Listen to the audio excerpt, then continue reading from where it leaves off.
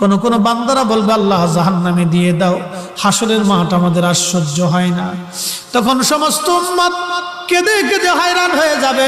নবীর দরবারে এসে হযরত আবু বকর, ওমর, ওসমান, আলী, তালহা, জুবায়ের বড় বড় ওলিরা এসে নবীর দরবারের সামনে দাঁড়ায় দাঁড়ায় কাঁদবে। আল্লাহর নবী বললেন তোমরা কাঁদো কেন?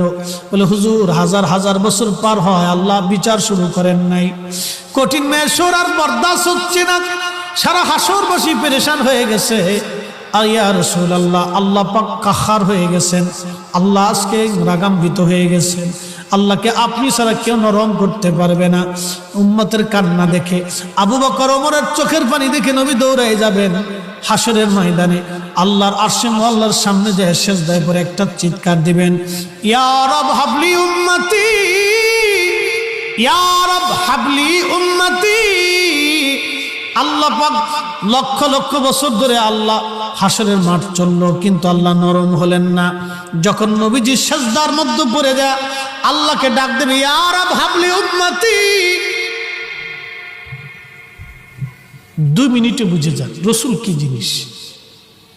হাজার হাজার বছর মেহশর পার হলো, আদম কাঁদে, মুসা কাঁদে, ঈসা কাঁদে, ইব্রাহিম কাঁদে, ইসমাইল কাঁদে, ইসাক কাঁদে, ইয়াকুব কাঁদে, ইউসুফ কাঁদে, সুলাইমান কাঁদে, দাউদ কাঁদে, ইউসা কাঁদে, ইয়াহইয়া কাঁদে, জাকারিয়া কাঁদে আলাইহিমুস সালাম। নবী আলাইহিমুস সালামরা কাঁদতেছে, কারো চোখের পানি আল্লাহর কাছে দয়া লাগলো না।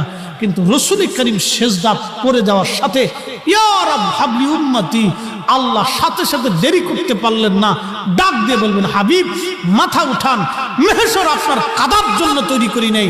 হে নবী, কোরআনে আমি ওয়াদা করেছিলাম, আসা আইয়া বাসাকা রাব্বুকা মাকামা মাহমুদা, আপনাকে আমি আল্লাহ মাকামে মাহমুদ দিব, আরশে আল্লাহর ডান পাশে আপনার জন্য আসন পেতে দিব। ও নবী, সিজদার জন্য আপনাকে তৈরি করি নাই, উঠেন, আপনি কি চান? নবী মাথা উঠায় না, ইয়া রব হাবলি উম্মতি, আল্লাহ আমার উম্মতের গুনাহ হয়ে গেছে।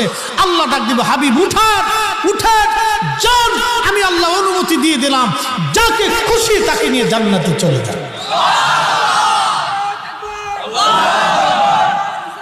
ইয়া রাসূলুল্লাহ,